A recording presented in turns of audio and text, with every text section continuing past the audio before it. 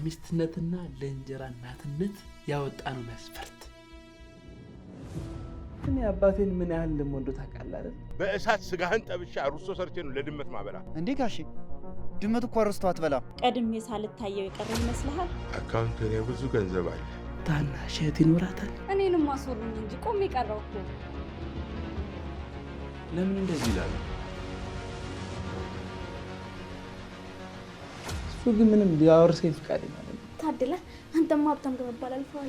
ላይ ታች አድርገውት የምትመሰቃቀለው አንተ ማን ነህ? አይ ያው ስትጠቅሰኝ ምናምን እኔ አርፌ ስራዬን ልስራበት ምናምን ብዬ ላሻልኩ። ቆይ እኔ በህይወት እስካለሁ ድረስ እንደዚህ አይነት ስራ እንደማትሰሪ ተነጋግረናል። ገንዘቤን ሳልጨርስ የትም ንቅንቅ አለልኝ። የወደፊት ሚስቴ እንድትሆኝ ነው የምፈልገው ስትለኝ አልነበር?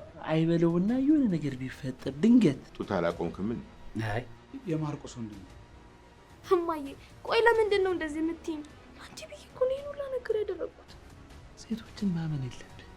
በጣም ከባድ ፍጥረቶች ናቸው።